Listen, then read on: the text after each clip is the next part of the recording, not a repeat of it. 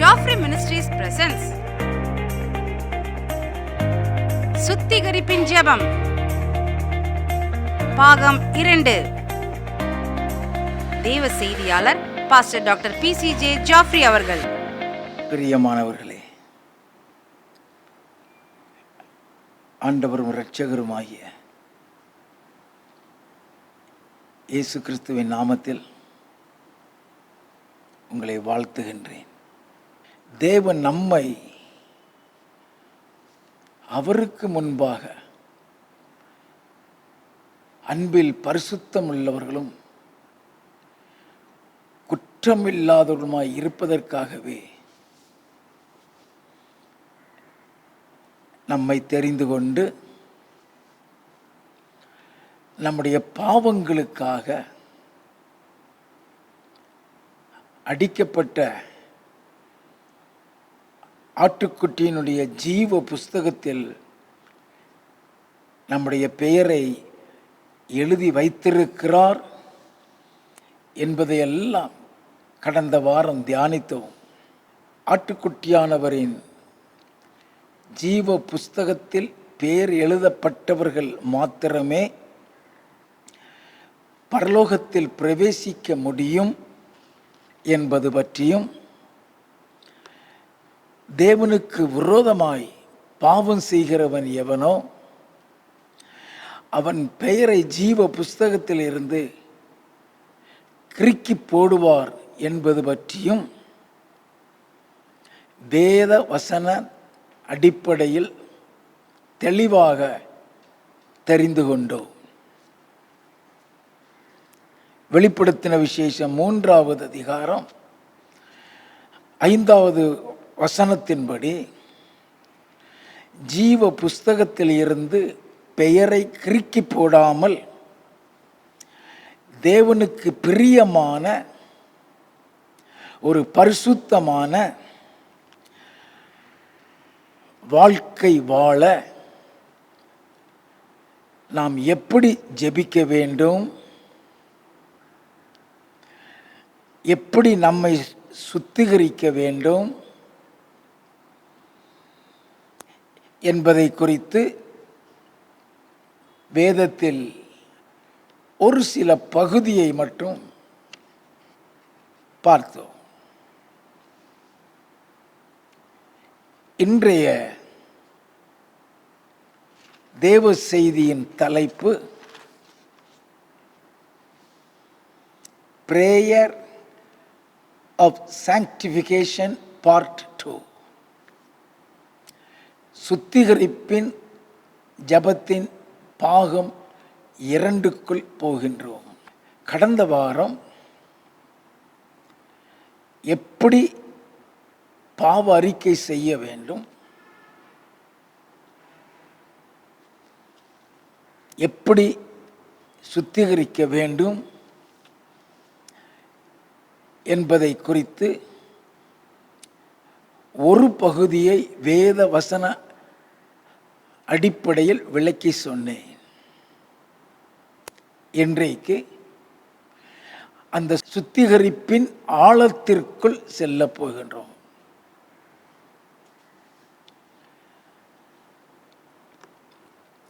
A deep prayer of sanctification. மத்தேயு எழுதின சுவிசேஷம் 7வது அதிகாரம் 21வது வசனத்தில் ஆண்டவர் இயேசு கிறிஸ்து சொன்னார், தேவனுடைய சித்தத்தின்படி செய்கிறவனே தேவனுடைய ராஜ்யத்தில் பிரவேசிப்பானே அல்லாமல் என்னை நோக்கி கர்த்தாவே கர்த்தாவே என்று சொல்லுகிறவன் அதில் பிரவேசிப்பதில்லை என்று சொன்னாரே.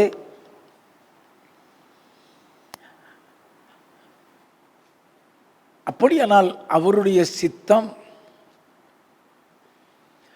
1 தெசலோனிக்கேயர் 4வது அதிகாரம் 3வது வசனத்தில் நீங்கள் பரிசுத்தம் உள்ளவர்களாக வேண்டும் என்பதே அவருடைய சித்தமாய் இருக்கிறது என்று எழுதப்பட்டுள்ளது. 1 தெசலோனிக்கேயர் 4வது அதிகாரம் 7வது வசனத்தில் தேவன் நம்மை அசுத்தத்திற்கு அல்ல பரிசுத்தத்திற்கே அழைத்திருக்கிறார் என்று எழுதப்பட்டுள்ளது. எபிரேயர் 12வது அதிகாரம் 14வது வசனத்தில் பரிசுத்தம் இல்லாமல் ஒருவரும் கர்த்தரை தரிசிக்க முடியாது என்று எழுதப்பட்டுள்ளது. இந்த வசனங்கள் மூலம் தேவனுடைய ராஜ்யத்தை சுதந்திரிக்க பரிசுத்தம் எவ்வளவு முக்கியமானது என்பதை நாம் கடந்த வாரம் ஒரு பகுதியை பார்த்தோம். தேவனுக்கு முன்பாக பரிசுத்தம் உள்ளவர்களாக, குற்றமில்லாதவர்களாக நாம் காணப்பட வேண்டுமானால் நமக்காக நாம் எப்படி சுத்திகரித்து ஜெபிக்க வேண்டும் என்பதை பற்றி தானியேல் மற்றும் தாவீது செய்த பாவ மன்னிப்பின் ஜெபத்தை வைத்து சுத்திகரிப்பின் ஜெபத்தை எப்படி செய்ய வேண்டும் என்பதை நாம் கடந்த வாரம் பார்த்தோம்.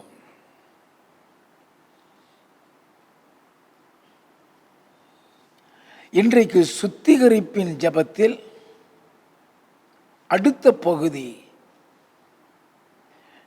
அதாவது சுத்திகரிப்பின் ஆழத்திற்குள் போகிறோம். ஒவ்வொரு நாளும் ஒவ்வொரு நிமிடமும் நமக்காக நாம் சுத்திகரித்து ஜெபிக்க வேண்டியவர்களாய் இருக்கின்றோம். அந்த ஜெபமே நம்மை தேவனுக்கு முன்பாக குற்றம் இல்லாதவர்களாக, பரிசுத்தவான்களாக கொண்டு நிறுத்தும். சுத்திகரிப்பின் ஜெபம் என்றால் பாவ அறிக்கையும் பரிசுத்தமாக்கப்படுதலும்.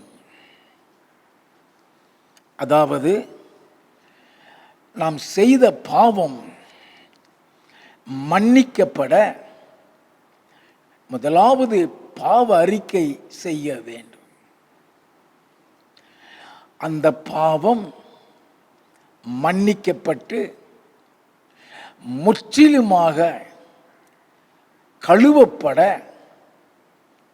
நாம் பரிசுத்தவான்களாக மாற இயேசு கிறிஸ்துவின் இரத்தத்தினால் கழுவப்பட வேண்டும், சுத்திகரிக்கப்பட வேண்டும்.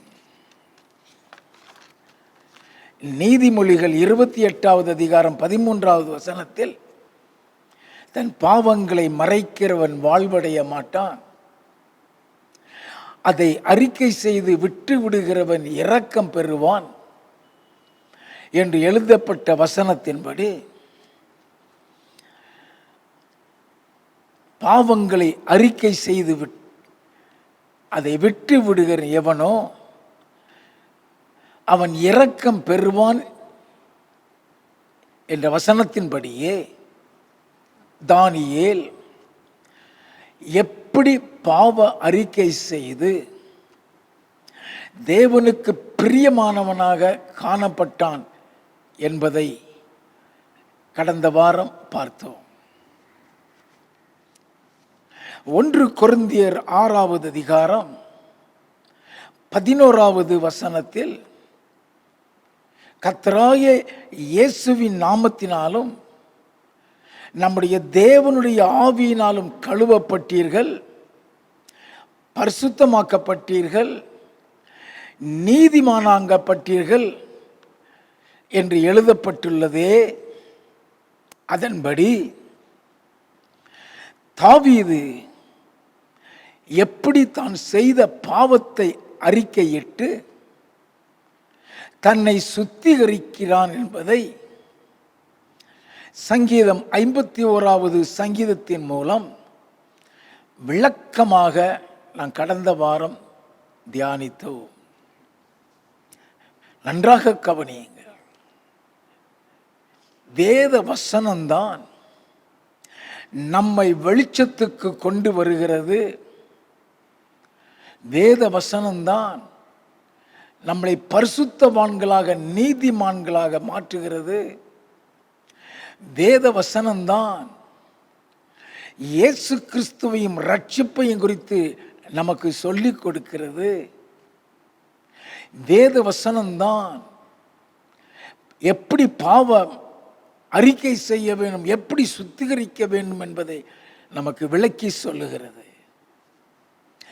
1 யோவானின் புஸ்தகம் 1வது அதிகாரம் 7 முதல் 9 வரை நாம் வாசித்து பார்ப்போமையானால் வேதம் கிளியராக சொல்லுகிறது, அவர் ஒளியில் இருக்கிறது போல நாமும் ஒளியிலே நடந்தால் ஒருவரோடு ஒருவர் ஐக்கியப்பட்டிருப்போம். அவருடைய குமாரனாகிய இயேசு கிறிஸ்துவனுடைய இரத்தம் சகல பாவங்களை நீக்கி நம்மை சுத்திகரிக்கும் என்று எழுதப்பட்டுள்ளதே. அந்த இயேசு கிறிஸ்துவின் இரத்தம் மாத்திரமே நம்மை நம்முடைய பாவத்திலிருந்து சுத்திகரிக்க முடியும். நமக்கு பாவம் இல்லை என்று சொல்லுவோமானால் நம்மை நாமே வஞ்சிக்கிறவர்களாயிருப்போம். சத்தியம் நமக்கு இராது என்று எழுதப்பட்டிருக்கிறதே. அப்படி என்றால் தேவனுக்கு முன்பாக நம்முடைய பாவங்களை மறைக்காமல், நான் என்ன பாவம் செய்தேன் ஆண்டவரே என்று சொல்லி கேட்காமல், நம்முடைய பாவங்களை அறிக்கையிட்டால், நல்லா கவனித்துக் கொள்ள வேண்டும், எல்லா பாவத்தையும் மன்னித்து அநியாயங்களை நீக்கி நம்மை சுத்திகரிப்பதற்கு அவர் உண்மையும் நீதியும் உள்ளவராயிருக்கிறார் என்று இந்த வசனங்களில் எழுதப்பட்டிருக்கிறதே. அப்படி என்றால் நம்முடைய பாவங்களை அறிக்கையிடுவது என்றால் என்ன, எப்படி அறிக்கையிட வேண்டும், நாம் அதை அறிந்து கொள்ள வேண்டும். தேவனுக்கு முன்பாக போய் நிற்கும் பொழுது ஒரு பாவத்தையும் மறைக்காமல் நாம் சொல்லி அறிக்கையிட வேண்டுமானால் அந்த அறிக்கையின் ஜெபம் அல்லது அந்த மன்னிப்பின் ஜெபம் தேவனுடைய இரக்கத்தை பெறுகிறதற்காக நாம் ஜெபிப்பது. தன் பாவங்களை மறைக்கிறவன் வாழ்வடைய மாட்டான், அந்த அறிக்கையிட்டு விட்டு விடுகிறவன் இரக்கம் பெறுவான் என்று எழுதப்பட்டிருக்கிறதே. அப்படி என்றால் பாவ மன்னிப்பின் ஜெபம், சுத்திகரிப்பின் ஜெபம் அவருடைய இரக்கத்தை பெறுகிறதான ஒரு ஜெபம். அந்த ஜெபத்தை கடமைக்காகவோ ஏனோ தானோ என்று ஜெபிக்கும் பொழுது தேவன் அந்த ஜெபத்திற்கு பதில் கொடுக்க மாட்டார். நன்றாக கவனித்துக் கொள்ள வேண்டும். ஆண்டவர் ஒரு முறை பரிசேயனும் ஆயக்காரனும் தேவாலயத்திலே வந்து ஜெபித்த காரியத்தை சொன்னார். பரிசேயன் தன்னுடைய நீதிகளை ஆண்டவரிடத்திலே சொல்லிக் கொண்டு வந்தார். ஆயக்காரனோ வானத்துக்கும் தன் கண்களை ஏறெடுக்க துணியாமல் தன் மார்பிலே அடித்துக்கொண்டு, தேவனே பாவியாகிய என்மேல் இரக்கமாயிரும் என்று ஜெபித்தானே. நல்ல கவனிங்க. பாவத்தினால் உணர்த்தப்படுகின்றான், குத்தப்படுகின்றான், வேதனைப்படுகின்றான்.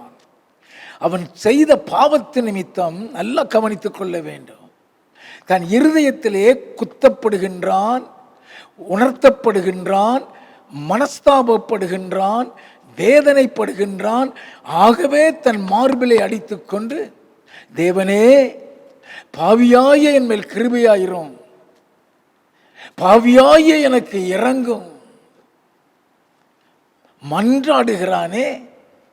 ஆண்டவர் சொன்னார், அவன் அல்ல, இவனே நீதிமானாக்கப்பட்டவனாக திரும்பி சென்றான் என்று சொன்னாரே. அப்படி என்றால் தேவன் எதிர்பார்க்கிற மன்னிப்பின் ஜெபத்திலே மனஸ்தாபம் இருக்க வேண்டும். அந்த மன்னிப்பின் ஜெபத்திலே மனம் திரும்புதல் இருக்க வேண்டும். அந்த மன்னிப்பின் ஜெபத்திலே நாம் செய்த பாவத்தை குறித்த வேதனை நமக்குள் இருக்க வேண்டும்.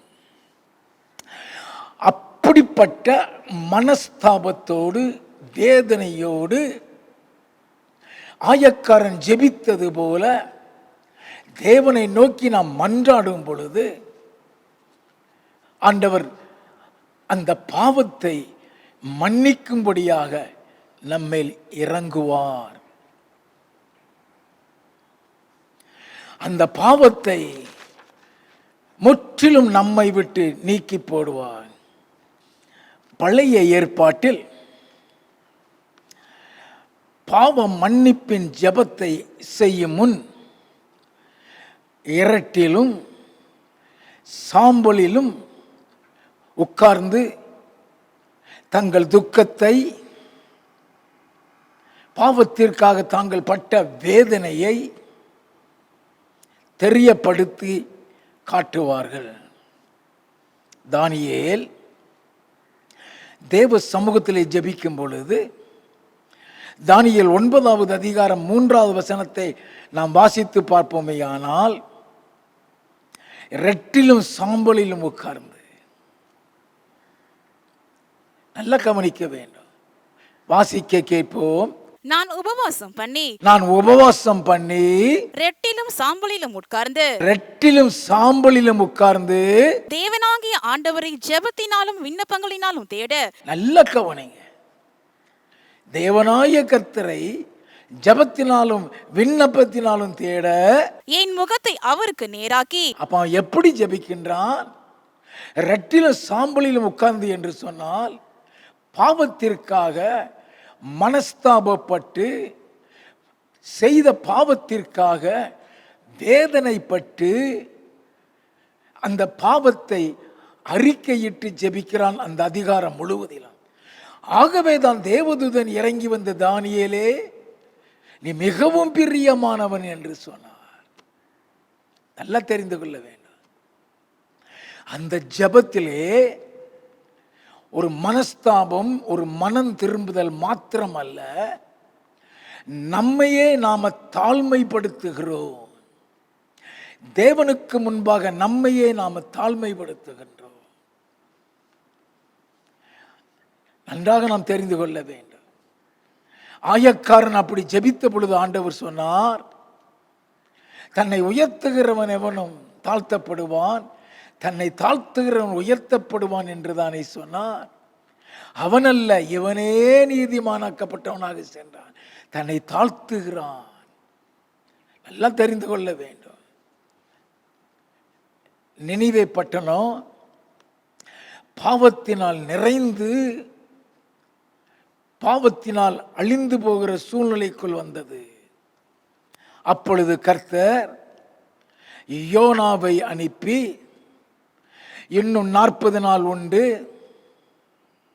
இந்த நினிவே பட்டணம் கவிழ்க்கப்பட்டு போகும் என்று அவர்களுக்கு சொல்லி அந்த நினிவே பட்டணத்தாரை எச்சரிக்க சொன்னார். நல்லா கவனிங்க.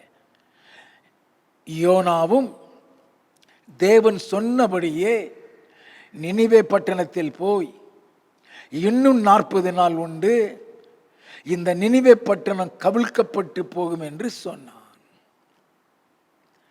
அப்படி அவன் சொல்லி ஜனங்களை எச்சரித்த பொழுது நடந்த காரியம் என்ன?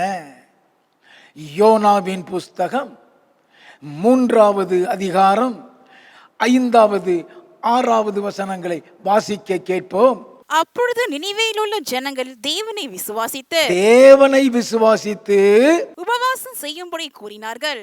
பெரியோர் முதல் சிறியோர் மட்டும் ரெட்டுடுத்தி கொண்டார்கள். பெரியோர் முதல் சிறியோர் மட்டும் ரெட்டுடுத்தி கொண்டார்கள். இந்த செய்தி நினிவேயின் ராஜாவுக்கு எட்டின போது அவன் தன் சிங்காசனத்தை விட்டு எழுந்து தான் உடுத்தி இருந்த உடுப்பை கழற்றி போட்டு ரெட்டை உடுத்தி கொண்டு சாம்பலிலே உட்கார்ந்தான்.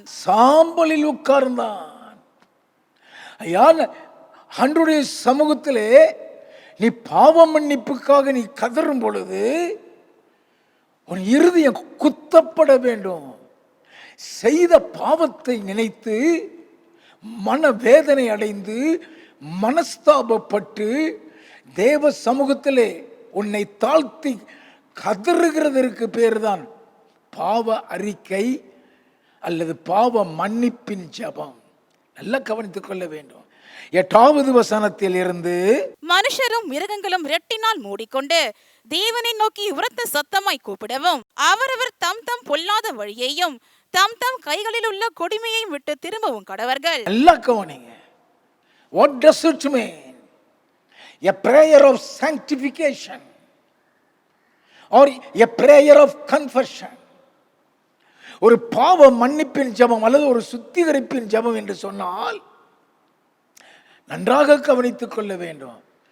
நாம் செய்த பாவத்துக்காக மனஸ்தாபப்பட்டு மனம் திரும்புகிறதினால் உண்டாகிற பாவ அறிக்கை.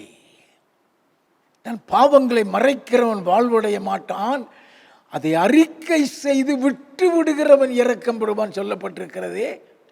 ஆகவேதான் அவர்கள் சொல்லுகிறார்கள், அவரவர் தம் தம் பொல்லாத வழியையும் தம் தம் கையில் கொடுமையை விட்டு திரும்ப கடவர்கள். அந்த பாவத்தை விட்டு வெளியே வருகிறார்கள். எல்லாம் கவனிக்க வேண்டாம். நீ எந்த பாவத்துக்காக ஆண்டவரிடத்தில் மன்னிப்பு கேட்கிறாயோ, எந்த அக்கிரமத்திற்காக ஆண்டவரிடத்தில் மன்னிப்பு கேட்கிறாயோ, அந்த பாவத்தை குறித்த நீ உணர்த்துவிக்கப்பட வேண்டும். குற்ற உணர்வு உனக்குள் வந்து அந்த பாவத்திற்காக நீ மனஸ்தாபப்பட்டு இனி அந்த பாவத்தை செய்ய மாட்டேன் என்கிற உணர்வோடு கூட ஜெபிக்கிற அந்த ஜெபத்திற்கு பேர் தான் பாவ மன்னிப்பின் ஜெபம். தங்களுடைய துக்கத்தை வெளிப்படுத்த இரட்டுடுத்தி கொண்டார். வாசிப்போம். யாருக்கு தெரியும், நாம் அழிந்து போகாதபடிக்கு ஒருவேளை தேவன் மனஸ்தாபப்பட்டு தம்முடைய உக்கிர கோபத்தை விட்டு திரும்பினாலும் திரும்புவார் என்று கூறி சொன்னான். அவர்கள் தங்கள் பொல்லாத வழியை விட்டு திரும்பினார்கள் என்று தேவன் அவர்களுடைய கிரியைகளை பார்த்து தாம் அவர்களுக்கு செய்வேன் என்று சொல்லியிருந்த தீங்கை குறித்து மனஸ்தாபப்பட்டு அதை செய்யாதிருந்தார். அதுக்குதான் ஆண்டவர் பாவரிக்கை செய்ய சொல்கிறார். இது அவருடைய இரக்கத்தை பெறுகிற ஜெபம், இது அவருடைய கிருபையை பெறுகிற ஜெபம், இது அவருடைய மன்னிப்பை பெறுகிற ஜெபம், இது நம்மளை பரிசுத்தமாக்குகிற ஒரு ஜெபம், இது நம்மளை பரலோகத்திற்கு கொண்டு செல்கிற ஒரு ஜெபம், இது நம்மை தேவனோடு கூட ஒரு நெருங்கிய உறவை வைக்கிறதான ஒரு ஜெபம். நன்றாக தெரிந்து கொள்ள வேண்டும்.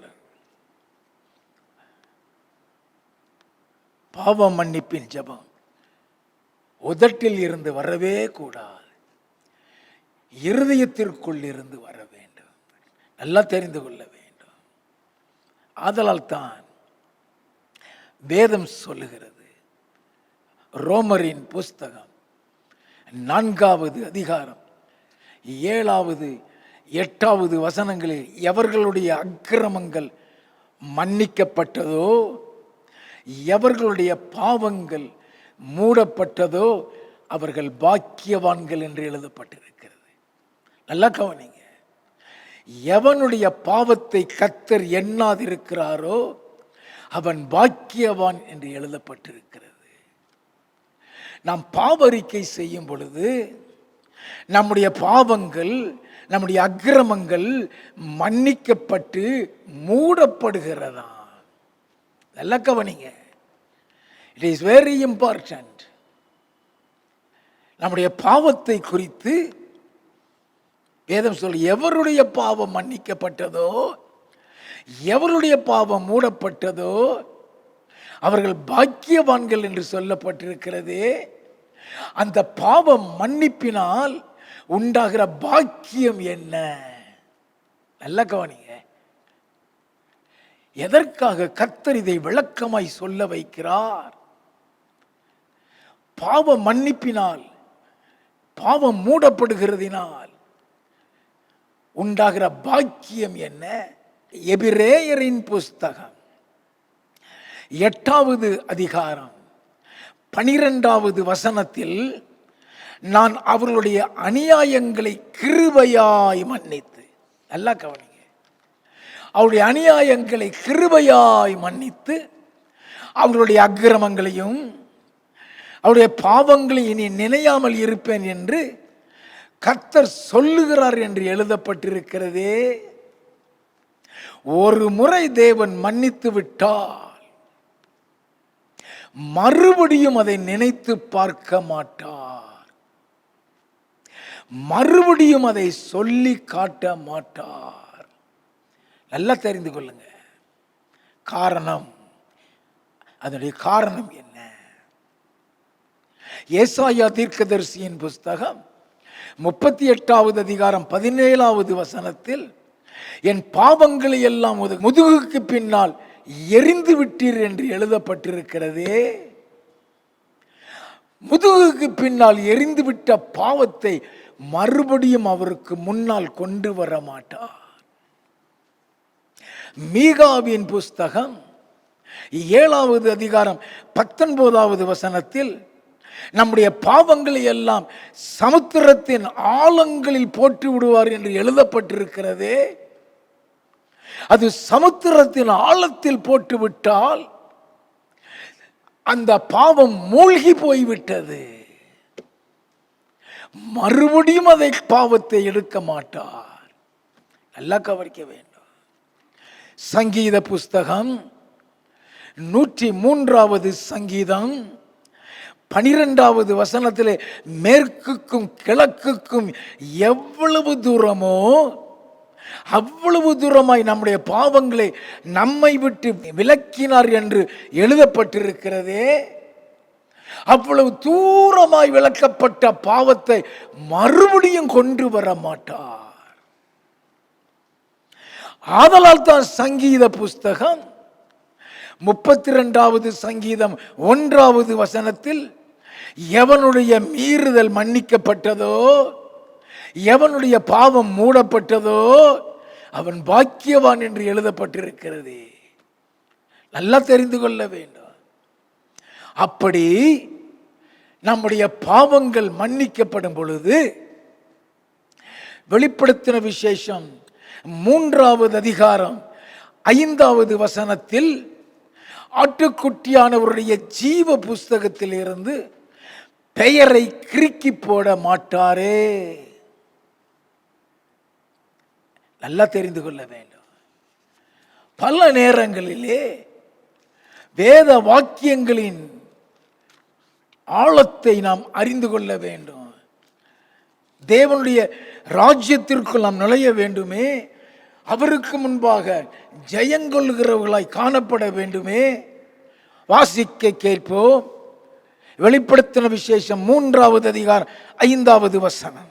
ஜெயம் கொள்ளுகிறவனவனோ அவனுக்கு வெண் வஸ்திரம் தரிப்பிக்கப்படும்.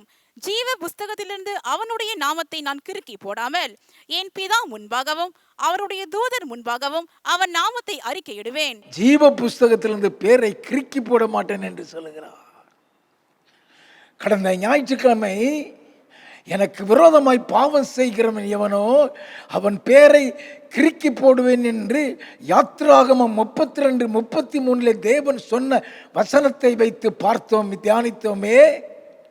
அப்படி பேரை கிறுக்கி போடாமல் இருப்பதற்காக தான் இந்த சுத்திகரிப்பின் ஜெபம், இந்த பாவ அறிக்கையின் ஜெபம். நன்றாக தெரிந்து கொள்ள வேண்டும். அது மாத்திரமல்ல, தாவீது தன்னுடைய பாவத்தை அறிக்கை செய்து ஜெபிக்கும் பொழுது, சங்கீதம் 51வது சங்கீதம் 4வது வசனத்திலே, நியாய தீர்ப்பு நாளிலே உம்முடைய பரிசுத்தம் விளங்க இதை அறிக்கையிடுகிறேன் என்று சொல்கிறாரே. அப்படி என்றால் நியாயத்தீர்ப்பு நாளிலே குற்றமற்றவர்களாய் பரிசுத்தவான்களாய் அவருடைய சமூகத்தில் போய் நான் நிற்பதற்கு இந்த பாவ அறிக்கை அல்லது சுத்திகரிப்பின் ஜெபம் நமக்கு உதவி செய்கிறது. ஆகவேதான் எவர்களுடைய பாவங்கள் மன்னிக்கப்பட்டதோ, எவருடைய அக்கிரமங்கள் மூடப்பட்டதோ அவர்கள் பாக்கியவான்கள் என்று எழுதப்பட்டிருக்கிறது. போகட்டும். How to sanctify more deeply. எல்லாம் கவனிங்க. கொஞ்சம் ஆழமாய் சுத்திகரிப்பின் ஜெபத்தை நாம் செய்ய போகின்றோம். பாவம் என்று சொல்லுகிறது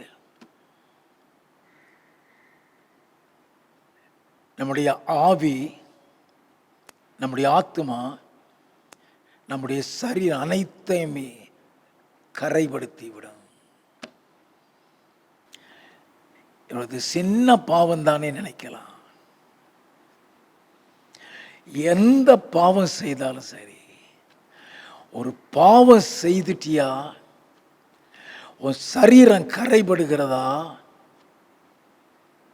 உன் சரீரத்தை பாவத்துக்குள் ஆக்குறாயா, அதன் நிமித்தம் ஆவி, ஆத்துமா, சரீரம் அனைத்துமே கரைப்படுத்தப்படும்.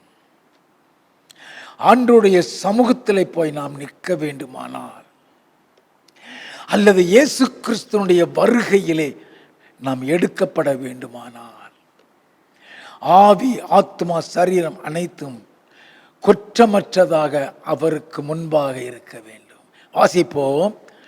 1 தெசலோனிக்கேயரின் புஸ்தகம் 5வது அதிகாரம் 23வது வசனம்.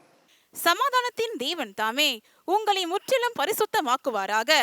உங்கள் ஆவி, ஆத்துமா, சரீரம் முழுவதும் நம்முடைய கர்த்தராகிய இயேசு கிறிஸ்து வரும்போது குற்றமற்றதாய் இருக்கும்படி காக்கப்படுவதாக.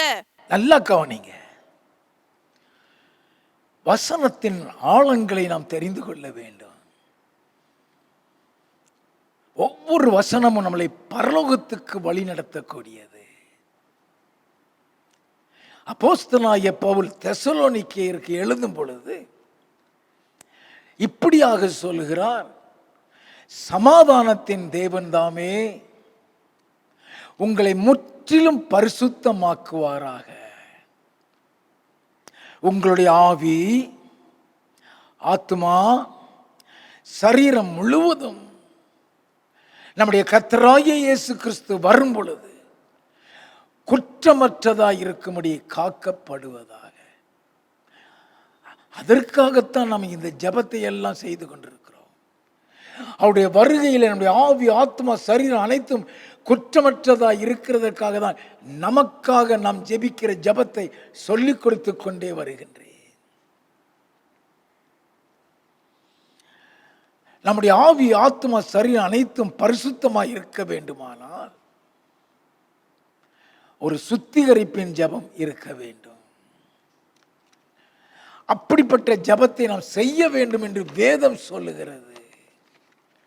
2 கொரிந்தியரின் புஸ்தகம் 7வது அதிகாரம் 1வது வசனத்தை வாசிக்க கேட்போம். இப்படிப்பட்ட வாக்குத்தத்தங்கள் நமக்கு உண்டாய் இருக்கிறபடியினால் பிரியமானவர்களே, மாம்சத்திலும் ஆவியிலும் உண்டான எல்லா அசூசியும் நீங்க நம்மை சுத்திகரித்துக் கொண்டு பரிசுத்தமாகுதலை தெய்வ பயத்தோட பூர்ணப்படுத்த கடவும். பரிசுத்தமாகுதலை தேவ பயத்தோடு பூர்ணப்படுத்த கடவும் என்று எழுதப்பட்டிருக்கிறது. நல்லா கவனிங்க. ஆண்டவர் நமக்கு சொல்லுகிறார், பரிசுத்தத்தின் பூரணத்திற்குள் போக வேண்டுமானால், அல்லது பரிசுத்தத்தின் பூரணத்தை அடைய வேண்டுமானால், நம்முடைய ஆவி, ஆத்மா, சரீரம் அனைத்தும் குற்றமற்றதாய் இருக்க வேண்டுமானால், மாமிசத்திலும் ஆவியிலும் நம்முடைய சரீரத்திலும் உண்டான எல்லா அசுசியும் நீக்கப்பட வேண்டும். அதற்காக தான் கொரிந்தியருக்கு எழுதின நிருபத்தில் அப்போஸ்தலனாகிய பவுல் இப்படியாக சொல்கிறார், பிரியமானவர்களே, மாமிசத்திலும் ஆவியிலும் உண்டான அசுசி, எல்லா அசுசியும் மாமிசத்திலும் ஆவியிலும் வேதம் சொல்லுகிறது உண்டான எல்லா அசுசியும் நீங்க நம்மை சுத்திகரித்துக் கொண்டு பரிசுத்தமாகுதலை தேவ பயத்தோடு கூட பூரணப்படுத்த கடவும் என்று எழுதப்பட்டிருக்கிறது. நல்லா கவனிக்க வேண்டும். இயேசு கிறிஸ்து வரும் பொழுது நாம் கரையற்றவர்களும் பிழை இல்லாதவர்களுமாய் இருக்க வேண்டும். நம்முடைய ஒவ்வொரு அவயவமும் பாவம் செய்யக்கூடியது. நல்லா கவனிங்க. நம்முடைய வார்த்தையிலே பாவம் உண்டு, நம்முடைய பார்வையிலே பாவம் உண்டு, நம்முடைய சிந்தனையிலே பாவம் உண்டு, நம்முடைய நடக்கையிலே பாவம் உண்டு, நம்முடைய ஐக்கியத்திலே பாவம் உண்டு, நாம் கேட்கிற காரியங்களிலே பாவம் உண்டு.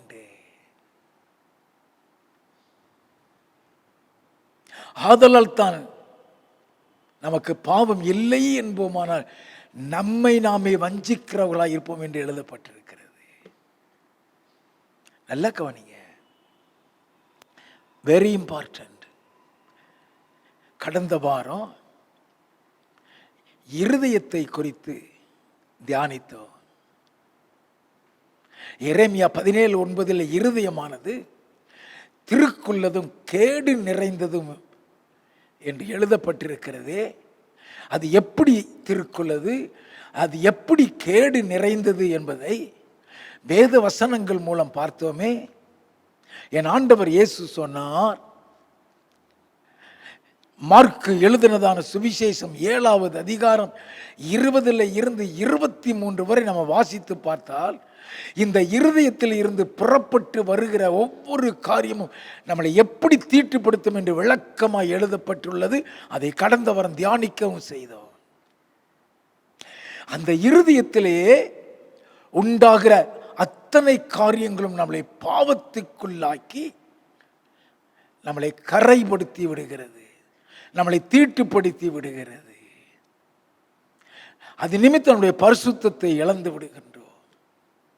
இயேசு சொன்னார் மத்தேயு 5:28, ஒரு ஸ்திரியை இச்சையோடு பார்க்கிற எவனும் தன் இருதயத்தில் அவளோடு விபச்சாரம் செய்தாயிற்று. பார்வை, தவறுதலான ஒரு பார்வை நம்மளை பாவத்துக்குள்ளாக்கி விடுகின்றது. நல்ல கவனிங்க, மாமிசத்திலும் ஆவியிலும் ஆத்மாவிலும் சுத்திகரிக்கப்பட வேண்டுமே. நம்முடைய மாமிசத்திலும் ஆவியிலும் ஆத்மாவிலும் குற்றமற்ற காணப்பட வேண்டும் என்று சொல்லப்பட்டிருக்கிறதே. அப்படி என்றால் ஒரு பார்வை நிமித்தம் இது மூன்றுமே அசுசியாகி விடுகிறதா? எப்படி என்றால், லூக்கா எழுதினதான சுவிசேஷம் 11வது அதிகாரம் 34 முதல் 36 வரை நாம் வாசித்து பார்த்தால், கண்ணானது முழு சரீரத்திற்கும் விளக்காய் இருக்கிறது. உன் கண் தெளிவாய் இருந்தால் உன் சரீரம் முழுவதும் வெளிச்சமாய் இருக்கும். உன் கண் கெட்டதாய் இருந்தால் உன் சரீரம் முழுவதும் இருளடைந்திருக்கும் என்று இயேசு சொன்னாரே. உன் சரீரம் இருளடைந்து விட்டால் நீ மாமிசத்திலும் ஆவியிலும் ஆத்மாவிலும் கரைபட்டு விட்டாய் என்று அர்த்தம். நல்லா தெரிந்து கொள்ள வேண்டும். எப்படி பாவம் நமக்கு வருகிறது என்று நமக்கு தெரியாது. யாக்கோபு 3வது அதிகாரம் 6வது வசனத்தை எடுத்து வாசித்து பார்க்கும் பொழுது, நாவானது முழு சரீரத்தை கரைப்படுத்தி விடுகிறது என்று எழுதப்பட்டிருக்கிறதே. நாம் பேசுகிற வார்த்தை, மற்றவர்களை வேதனைப்படுத்துகிற வார்த்தை, தேவனுக்கு பிரியம் இல்லாமல் பேசுகிற வார்த்தை நம்மளை கரைப்படுத்தி விடுகின்றது.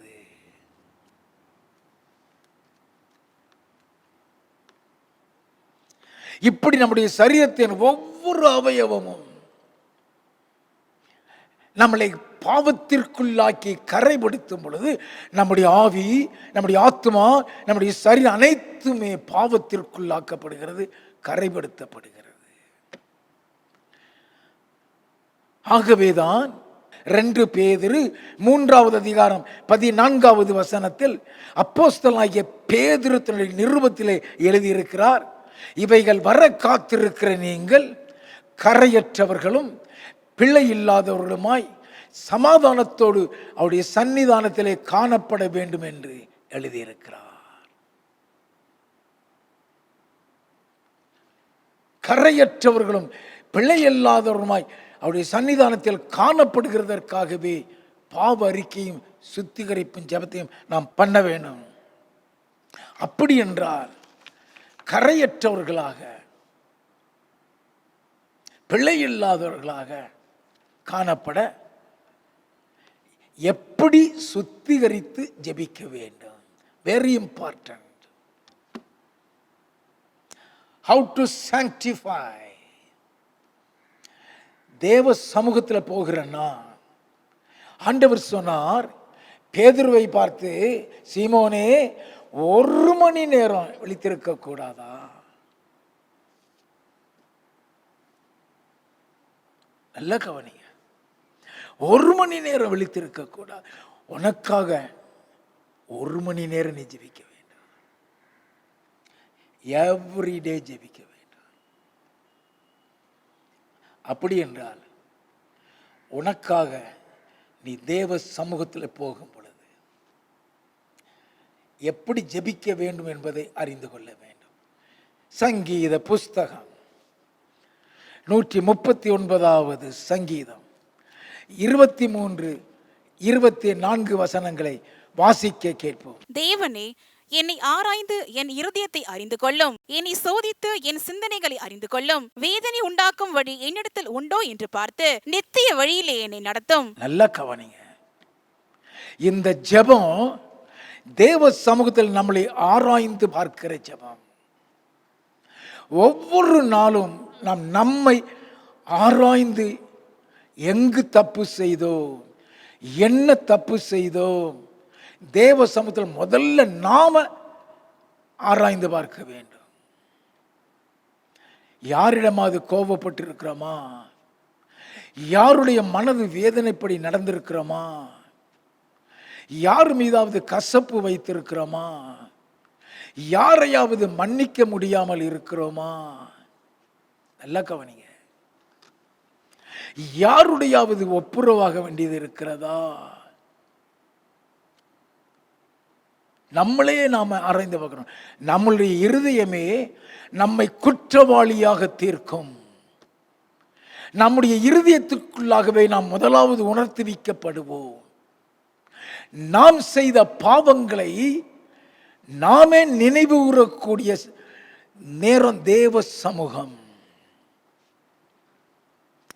ஆண்டவர் உன் இருதயத்திற்குள்ளாக ஒரு குற்ற உணர்வை கொடுத்து நீ எதிலே தவறினா என்கிற ஞாபகத்தை கொண்டு வருவார்.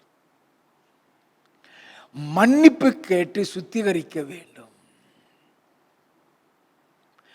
மன்னிக்கிறவர்களை மன்னிக்க வேண்டும்.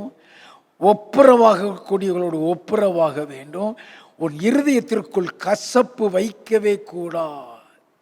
உன் இருதயத்திலே கசப்பு அல்லது வைராக்கியம் அல்லது கோபம் உன் இருதயத்தில் இருந்ததால் நீ ஜெபிக்கிற எந்த ஜெபமும் அங்கீகரிக்கப்படாது. நீ எத்தனை மணி நேரம் எத்தனை நாட்கள் ஜெபித்தாலும் அந்த ஜெபம் பிரயோஜனம் இருக்காது. அதை அறிக்கையிட்டு விட்டு விடுகிறவன் என்று எழுதப்பட்டிருக்கிறது. அவன்தான் இரக்கம் பெறுவான். அப்படி என்றால் எந்த கசப்புக்குள்ள நீ வரவே கூடாது. உன் இருதயத்தை கசப்புக்கும் கோபத்துக்கும் வெறுப்புக்கும் இடமாக்கி விடாதே. நல்லா கவனிங்க. உன் ஜெபத்தில்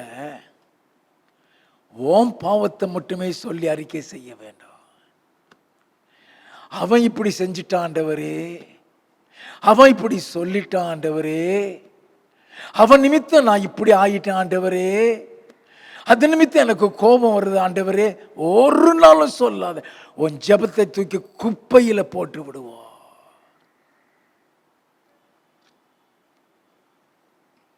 நல்லா தெரிந்து கொள்ள வேண்டும்.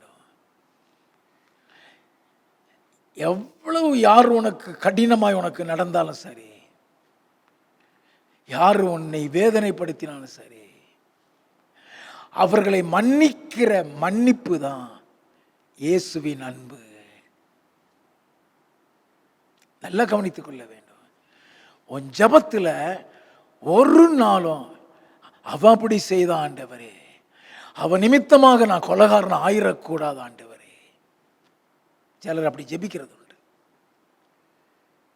அவனை திருத்துங்க ஆண்டவரே, இல்லைன்னா அவன் நிமித்தமாக நான் இப்படி ஆயிட்டே இருப்பேன். அந்த ஜெபம் குப்பையில் போகும். நீதான் திருந்தணும். உன்னுடைய திருத்தத்துக்காக இந்த மன்னிப்பின் ஜெபம், நீ ஜெபிக்கிற ஜெபம் மற்றவருடைய குற்றங்களை சொல்லி ஜெபிக்கிற ஜெபமா இருக்கக்கூடாது. உன் சுபாவத்தை சொல்லி ஜெபிக்கிற ஜெபமாக இருக்கக்கூடாது. அவரிடத்திலே மன்னிப்பு கேட்கிற ஜெபமாக இருக்க வேண்டும். அவருடைய இரக்கத்துக்காக மன்றாடுகிற ஜெபமாக இருக்க வேண்டும். நீ எப்படியாவது நீ பரலோகத்தை சுதந்திரித்துக் கொள்ள வேண்டும்.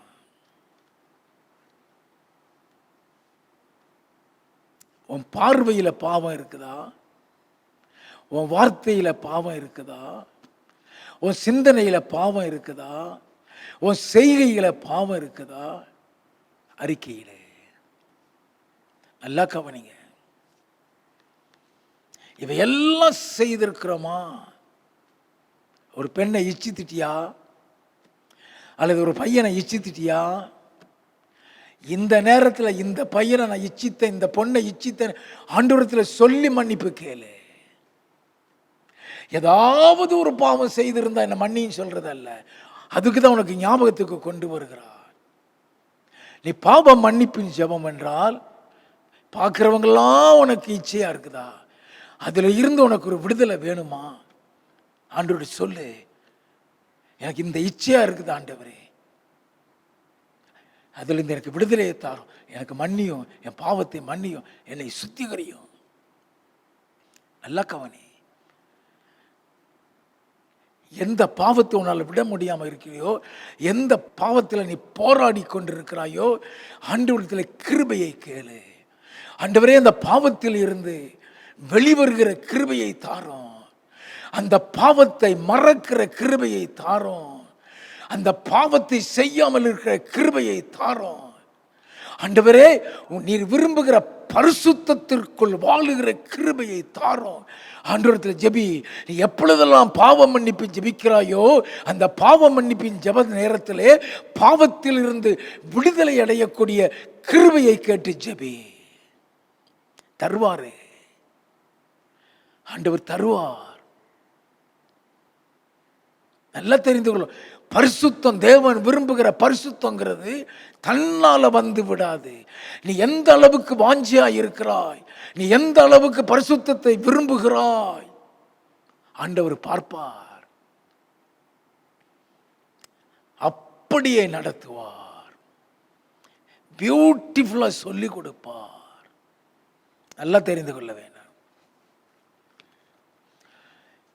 எந்த எந்த பாவம் எல்லாம் ஞாபகம் வருதோ அதெல்லாம் சொல்லி அறிக்கையிட்டு, இயேசு கிறிஸ்து ரத்தத்தில் என்னை கழுவி சுத்திகரியும் ஆண்டவரே, இயேசு கிறிஸ்து ரத்தத்தில் என்னை கழுவி சுத்திகரியும் ஆண்டவரே. எவ்ரிடே, ஒவ்வொரு நாளும் நீ சிந்தனையில கரைபடுவாய், ஒவ்வொரு நாளும் நீ வார்த்தையிலே கரைபடுவாய், ஒவ்வொரு நாளும் உன் நடக்கையிலே நீ கரைபடுவாய், ஒவ்வொரு நாளும் நீ ஆராய்ந்து பாரு. சில நேரங்களில் நாம் செய்த பாவங்களை பிசாசு மறக்க வைத்து விடுவான், அதை நீ அறிக்கையிடாதபடிக்கு மறக்க வைத்து விடுவான். நல்லா கவனிங்க. ஆகவேதான் ஒரு பாவம் செய்யற, ஒரு பொய் சொல்லிட்ட உடனே கர்த்தர் அதை ஞாபகப்படுத்துவார். ஆன் த ஸ்பாட் உடனே உன் இருதயத்தில், ஆண்டவரே பொய் சொல்லிட்டேன், ஐயோ என்னை மன்னியா, என்ன மன்னியா, இச்சித்திட்டியா, உன் கண்ணை நேர பாரு, ஐயோ தவறா பார்த்துட்டு என்ன மன்னியா ஆண்டவரே. Then and there confess your sin. நம்ம நைட்டில் படுக்கும்போது மன்னிப்பு கேட்டு ஜபிக்கலாம்னு நினைச்சினா மறந்து விடுவாய். நல்ல கவனிங்க, நம்ம ஜபிக்கிற நேரத்தில் மன்னிப்பு கேட்டு ஜபிக்கலாம்னு நீ மறந்து போடுவாய்.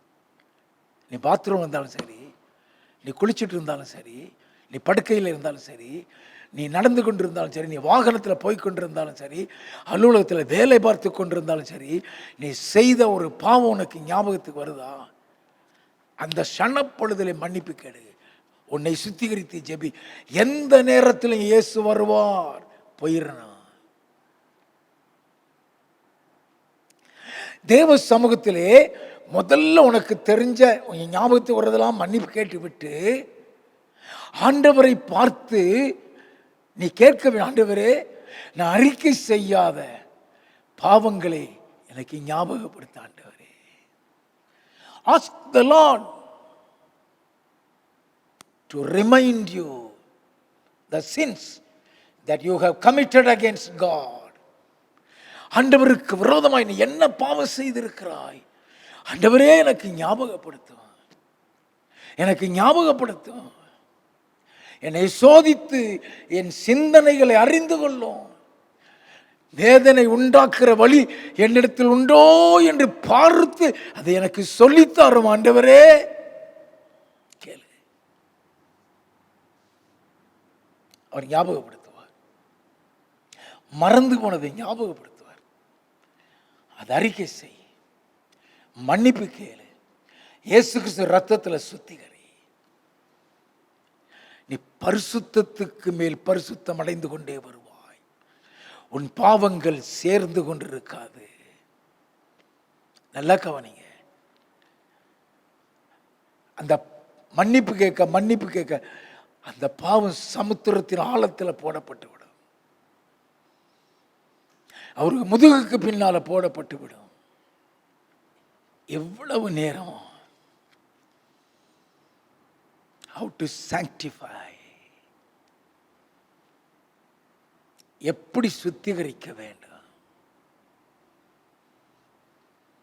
என்பதை குறித்து உங்களோடு தெளிவாய் பேசியிருக்கிறேன். அடுத்தபடியாக தேவனுக்கு பிரியமில்லாத எந்த காரியத்தையும் நாம் செய்து விடாதபடி தேவன் நம்மளை காத்து கொள்ள வேண்டுமானால் நமக்காக நாம் எப்படி ஜெபிக்க வேண்டும்,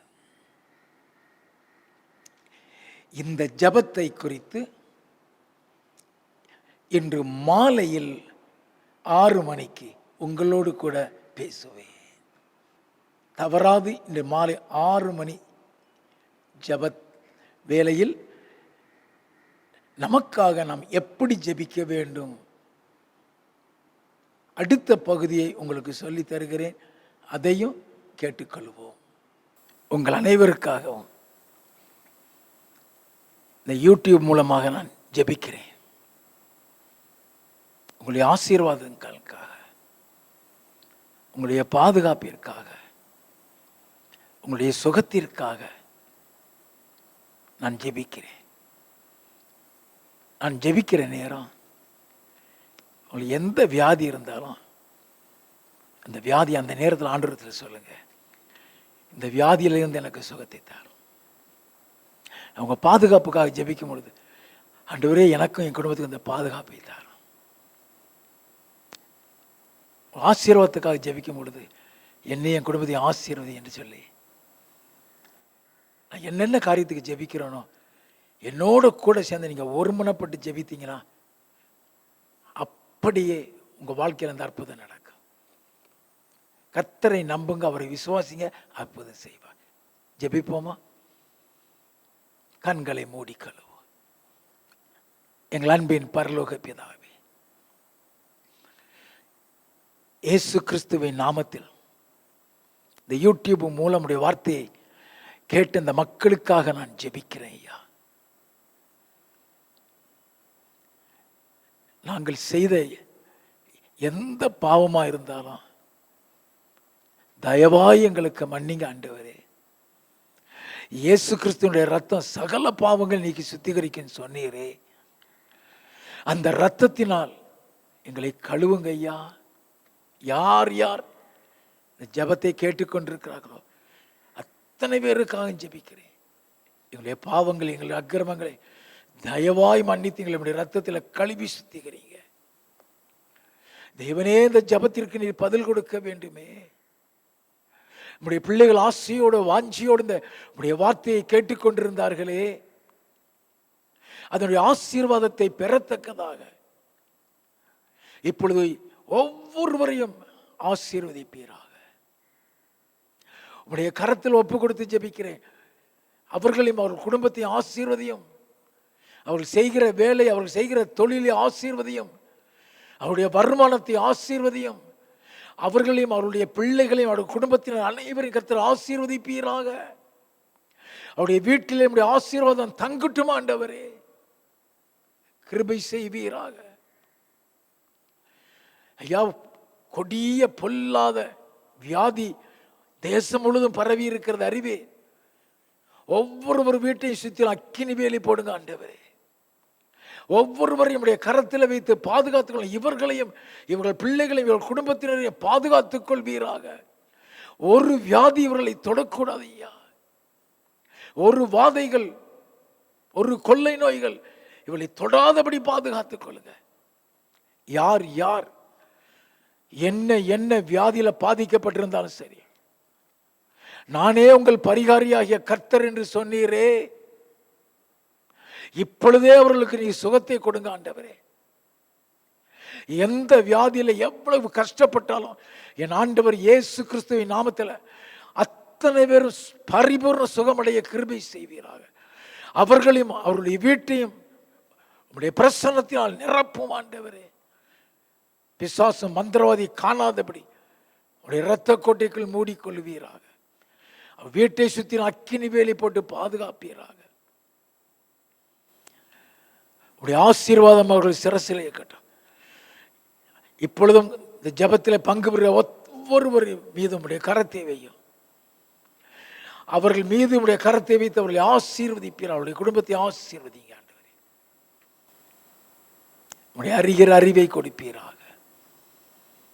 எங்களுக்கு கற்றுத்தார். உடைய கரத்தில் ஒப்பு கொடுத்து ஜெபிக்கிறேன். இயேசு கிறிஸ்துவின் நாமத்தில் ஜெபிக்கிறோம் பிதாவே. ஆமென், ஆமென். God bless you. தொடர்ந்து இந்த புரோகிராமை கவனிப்போம்.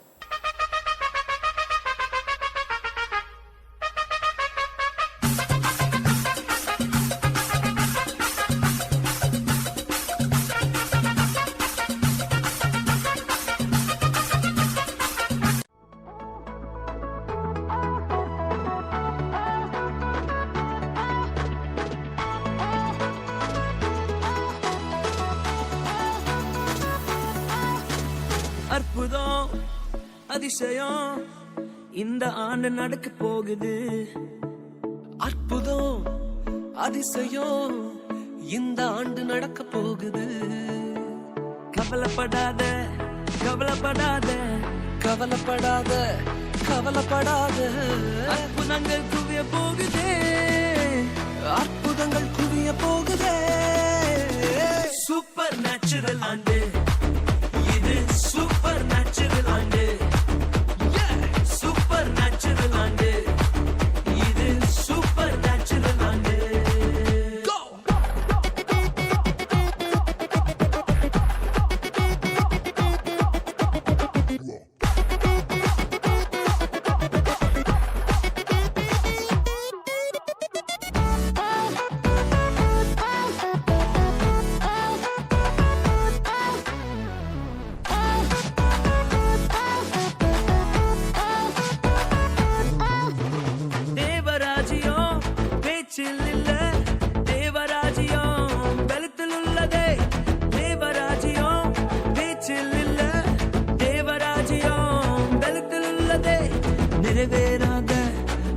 தத்தங்கள் நிறைவேறாத வாக்கு தத்தங்கள் அவர் பலத்தால் நடக்க போகுதே, அது உன் கண்கள் பார்த்து போகுதே. சூப்பர் நேச்சுரல் ஆண்டு இது, சூப்பர் நேச்சுரல் ஆண்டு, சூப்பர் நேச்சுரல் ஆண்டு இது, சூப்பர் நேச்சுரல் ஆண்டு.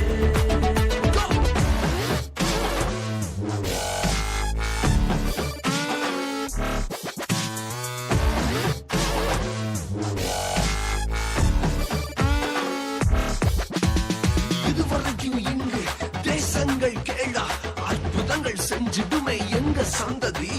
தடையெல்லாம் தாண்டி படியெல்லாம் ஓடி ஏறே ஏறே மேலே ஏறே. தடையாய் நிற்கும் இரும்பு கதவே தானாகவே திறக்க போகுதே. தடையாய் நிற்கும் இரும்பு கதவே தானாகவே திறக்க போகுது. கேள்விப்படாத ஐஸ்வர்யங்கள், கேள்விப்படாத ஐஸ்வர்யங்கள் உன் கதவை தட்ட போகுதே. உன் களஞ்சியங்கள் நிரம்ப போகுதே. சூப்பர் நேச்சுரல் ஆண்டு இது, சூப்பர் நேச்சுரல் ஆண்டு, சூப்பர் நேச்சுரல் ஆண்டு இது, சூப்பர் நேச்சுரல் ஆண்டு.